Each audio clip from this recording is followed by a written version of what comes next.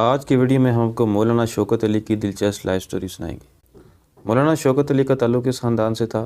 ان کے والدین کیا کام کرتے تھے، بہن بھائیوں کی کہانی بھی آپ کو سنائیں گے۔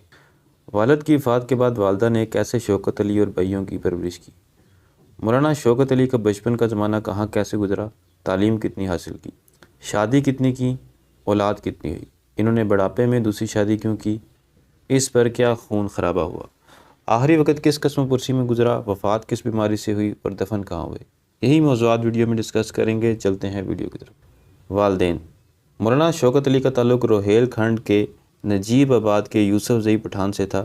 ان کے دادا علی بخش خان رامپور کی عدالت عالیہ کے اہم رکن تھے۔ والد عبدالعلی خان بھی نواب رامپور کے خاص درباری تھے۔ سب کچھ ٹھیک تھا، لیکن پھر 1880 میں صرف 32 سال کی عمر میں ہیضے کی وبا نے والد کو چھین لیا۔ شوکت علی اس وقت صرف 7 سال کے تھے۔ اس کے بعد شوکت علی کی والدہ بی اماں کو شدید مالی مشکلات کا سامنا کرنا پڑا۔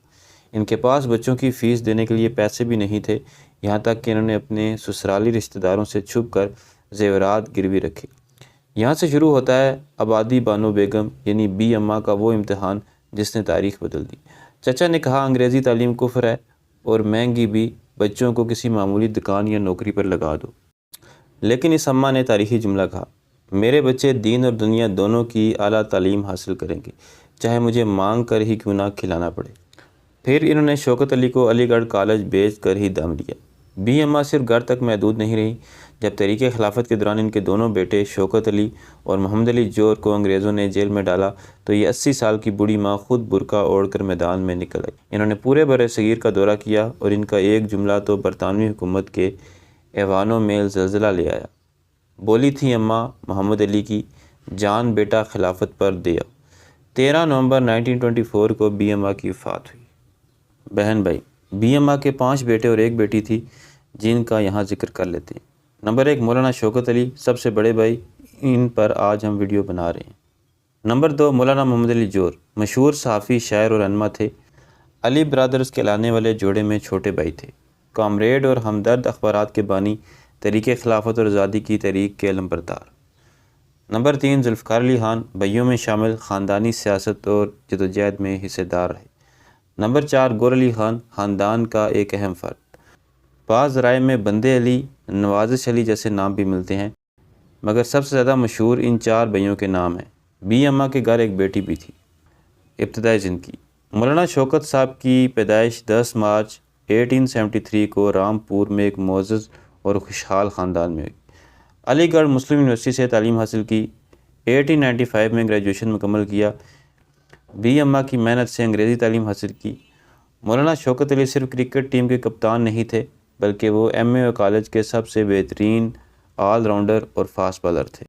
ان کا قد 6 فٹ سے زیادہ اور جسم انتہائی مضبوط تھا، جس کی وجہ سے برطانوی کھلاڑی بھی ان کی تیز گیند بازی سے ڈرتے تھے۔ انہوں نے یو پی کے محکمہ افین میں بطور اسسٹنٹ کے ایک طویل عرصے تک سرکاری نوکری کی۔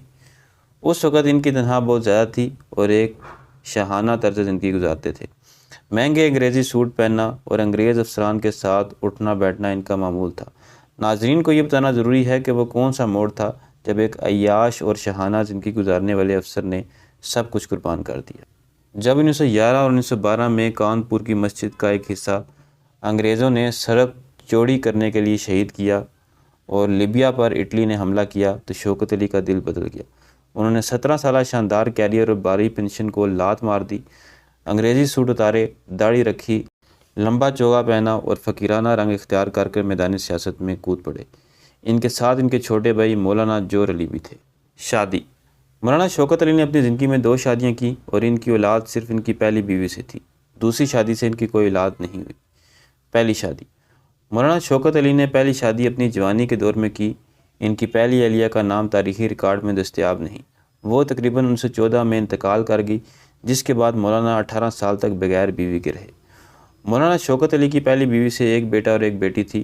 ڈاکٹر زاہد علی، یہ اپنے دور کے ایک ممتاز اسکالر اور اسماعیلی علوم کے ماہر بنے۔ انہوں نے حیدرآباد کے نظام کالج میں بطور پروفیسر خدمات انجام دی۔ عذرا بیگم بیٹی: ان کی شادی خاندان ہی میں عثمان علی سے ہوئی تھی۔ ان کے بیٹے خالد علی نے بعد میں اس خاندان کی یادداشتوں کو محفوظ کرنے میں اہم کردار ادا کیا۔ دوسری شادی۔ دوستوں، مولانا کی دوسری شادی کی کہانی بہت دلچسپ ہے۔ اگر آپ نے یہ کہانی نہ سنی تو پوری ویڈیو ضائع جائے گی۔ سال تھا 1932۔ 59 سال کی عمر میں مولانا نے ایک ایسا فیصلہ کیا جس نے پورے ہندوستان کو ہلا کے رکھ دیا۔ انہوں نے اپنی برطانوی سیکرٹری یارک شائر کی رہنے والی مس فارمز بے سے شادی کرنے کا فیصلہ کیا، جو ان کے مشن سے متاثر ہو کر اسلام قبول کر چکی تھی اور جن کا اسلامی نام مریم رکھا گیا تھا۔ اس دور میں ایک کٹر اسلامی لیڈر کا ایک انگریز خاتون سے شادی کرنا معاشرے کو ہضم نہیں ہو رہا تھا۔ بمبئی کے اخبارات نے طوفان کھڑا کر دیا۔ مولانا کو جان سے مارنے کی دھمکیاں ملی، لیکن وہ شوکت علی ہی کیا جو ڈر جائے۔ بمبئی کے خلافت ہاؤس کے ایک کمرے میں، جہاں سیڑھیوں پر مولانا کے وفادار پٹھان ساتھی رائفلیں تانے پہرا دے رہے تھے، یہ تاریخی نکاح ہوا۔ لوگوں نے باتیں بنائیں، لیکن بیگم مریم شوکت علی نے وفاداری کی وہ مثال قائم کی کہ انہوں نے برقع پہنا اور امریکہ اور یورپ کے طوفانی دوروں پر مولانا کا دایاں بازو بن کر مسلمانوں کا مقدمہ لڑا۔ وفات۔ زندگی کے آخری سالوں میں بھائی کا بچھڑنا ان کے لیے ایک گہرا صدمہ تھا۔ مولانا شوکت علی اپنی زندگی کے آخری ایام میں قائد اعظم محمد علی جناح کے ساتھ مل کر آل انڈیا مسلم لیگ کو مضبوط کرنے اور مسلمانوں کو بیدار کرنے کے لیے ہندوستان بھر کے طوفانی دورے کر رہے تھے۔ مسلسل سفر اور سخت محنت کی وجہ سے ان کی صحت کافی ناساز ہو چکی تھی۔ 26 نومبر 1938 کو دہلی کے علاقے کرول باغ میں اپنے چھوٹے بھائی مولانا محمد علی جوہر کی بیوہ کے گھر پر ان کا انتقال ہوا۔ 28 نومبر 1938 کو ان کا جنازہ اٹھایا گیا۔ دہلی کی تاریخ میں یہ ایک بہت بڑا جنازہ تھا۔ اس جنازے میں مسلمانوں، ہندوؤں اور دیگر مذاہب کے لوگوں نے بھی شرکت کی۔ ان کی وصیت کے مطابق انہیں دہلی کی مرکزی جامع مسجد کے بالکل سامنے مینا بازار کے احاطے میں دفن کیا گیا۔ جس جگہ انہیں سپرد حق کیا گیا، وہاں ان کی یاد میں ایک چھوٹی سی مسجد بھی قائم کی گئی ہے، جسے اب مسجد مولانا شوکت علی کہا جاتا ہے۔ یہ مزار اور مسجد آج بھی دہلی کے قلب میں موجود ہیں، جہاں لوگ اب بھی فاتح خوانی کے لیے آتے ہیں۔ اس کے بالکل پاس ہی ہندوستان کے پہلے وزیر تعلیم مولانا ابوالکلام آزاد کا مقبرہ بھی واقع ہے۔ مولانا شوکت علی کی زندگی پر مبنی ہماری یہ خصوصی سیریز آپ کو کیسی لگی؟ کمنٹ میں اپنی رائے ضرور دیجیے گا۔ اگر آپ تحریک آزادی کے کسی اور گمنام ہیرو کی کہانی سننا چاہتے ہیں تو اس کا نام نیچے کمنٹ میں لکھیے۔